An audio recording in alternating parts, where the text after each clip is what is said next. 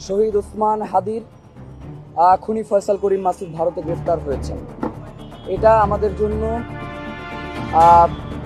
একটা গুরুত্বপূর্ণ বিষয় যে 87 দিন পরে হলেও শহীদ ওসমান হাদির হত্যাকারী গ্রেফতার হয়েছে।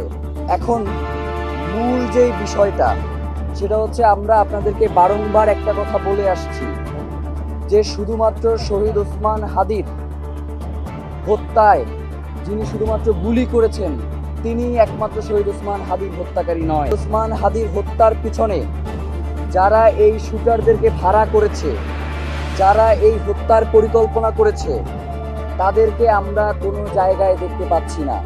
ইতিপূর্বেও শহীদ ওসমান হাদির হত্যার একটি তদন্ত ডিবির মাধ্যমে সম্পাদিত হয়েছে, যেখানে শহীদ ওসমান হাদির হত্যার যে বিচারিক প্রক্রিয়া বা তদন্তের যেই প্রক্রিয়া সেটা শুরু হয়েছে ফয়সাল করিম মাসুদকে দিয়ে। তারা শহীদ ওসমান হাদির হত্যাকাণ্ডকে একটা ধামাচাপা দেওয়ার চেষ্টা করেছে।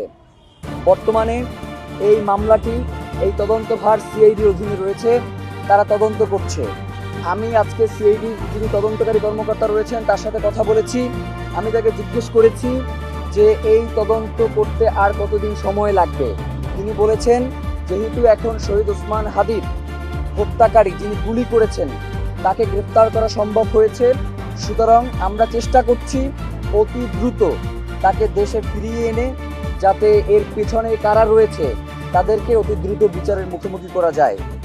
এটার জন্য আমরা তাদেরকে ধন্যবাদ জানাই। কিন্তু পাশাপাশি একটা জিনিস আপনাদেরকে স্পষ্ট করতে চাই যে এই যে খুনিদেরকে গ্রেফতার করা হয়েছে, এই খুনিদের ব্যাপারে যাতে কোনো ধরনের রাজনৈতিক দর কষাকষি না করা হয়।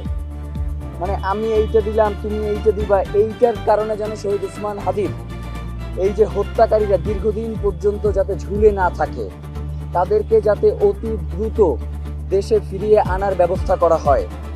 রেড অ্যালার্ট মানে এই যে রেড নোটিশের মাধ্যমে এই প্রক্রিয়াটাকে যাতে কোনোভাবেই দীর্ঘায়িত করা না হয় মাসের পর মাস। আমরা সরকারকে আহ্বান জানাই তিনি যাতে অতি দ্রুত শহীদ ওসমান হাদির হত্যাকারীদেরকে দেশে ফিরিয়ে এনে বিচারের মুখোমুখি করে। আমরা অন্তর্বর্তীকালীন সরকারের আমলে জাতিসংঘের অধীনে শহীদ ওসমান হাদির হত্যার তদন্ত করবার জন্য একটা আবেদন করেছিলাম। অন্তর্বর্তীকালীন সরকার আমাদেরকে জানিয়েছিল তারা জাতিসংঘের কাছে একটি চিঠি প্রেরণ করেছেন।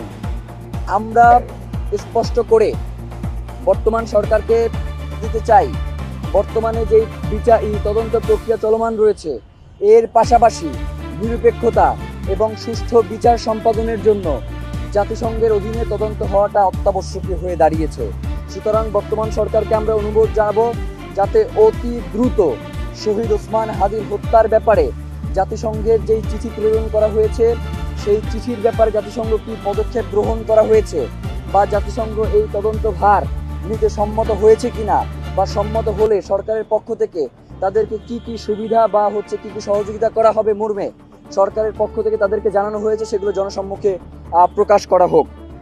গতকাল থেকে আরেকটা বিষয় আমরা খুব করে লক্ষ্য করছি যে এই কালচারাল ফ্যাসিস্ট এবং জনবিচ্ছিন্ন যেই রাজনৈতিক শক্তি এবং বাংলাদেশের বর্তমান একটি সর্ববৃহৎ রাজনৈতিক দলের পক্ষ থেকে মিডিয়ার মাধ্যমে এবং তাদের অনলাইন অ্যাক্টিভিস্টের মাধ্যমে বিভিন্ন ধরনের প্রোপাগান্ডা ছড়ানো হচ্ছে এবং শহীদ ওসমান হাদির এই লড়াইয়ের পাশে যারা ছিল তাদেরকে বারংবার করে ফ্রেমিং করে হত্যাযোগ্য করে তুলবার একটা প্রচেষ্টা করা হচ্ছে। আমরা বর্তমান সরকারকে আহ্বান জানাই, যারা এই কার্যক্রমগুলো করছে তারা আপনার দলের নেতাকর্মী, তারা আপনার দলের বিভিন্ন দায়িত্বে রয়েছে। তদন্ত ছাড়া আপনার দলের নেতাকর্মীরা যেভাবে ঢালাওভাবে এর দায়ভার অন্যের উপরে চাপিয়ে দেওয়ার একটা চেষ্টা করছে এবং জনগণের কাছে একটা মিথ্যা প্রোপাগান্ডা ছড়াচ্ছে, আপনারা যদি এই ব্যাপারে ব্যবস্থা গ্রহণ না করেন তাহলে আমরা মনে করব যে আপনারা আপনাদের নেতাকর্মীদের দিয়ে এই ধরনের সংবাদ প্রচার করাচ্ছেন।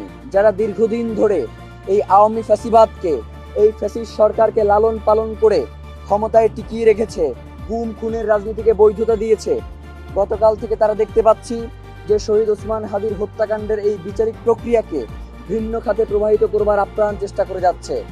আমরা সরকারকে আহ্বান জানাই, শহীদ ওসমান হাদির সুষ্ঠু তদন্তের মধ্য দিয়ে বিচারিক প্রক্রিয়া সম্পন্ন করুন, নয়তো বাংলাদেশে বিচারিক প্রক্রিয়া সম্পন্ন করবার জন্য যেই সুষ্ঠু বিচারিক প্রক্রিয়ার জন্য আপনারা বারংবার বলে আসছেন সেটা অবশ্যই বাধাগ্রস্ত হবে। সরকারি দলের যে লোকজন খুব উল্লাস করছে, মনে হচ্ছে যে সরকার দলের লোকজন গিয়ে ভারতে গিয়ে এদেরকে গ্রেফতার করছে, এমন একটা ভাব তাদের মধ্যে দেখতে পাচ্ছি। অথচ শহীদ ওসমান হাদি যখন গুলিবিদ্ধ হয়েছে তখন তারাই বলেছে যে শহীদ ওসমান হাদি শুধুমাত্র ফ্রেম নেয়ার জন্য নিজে গুলি করিয়ে একটা ফ্রেম নেয়ার চেষ্টা করছে।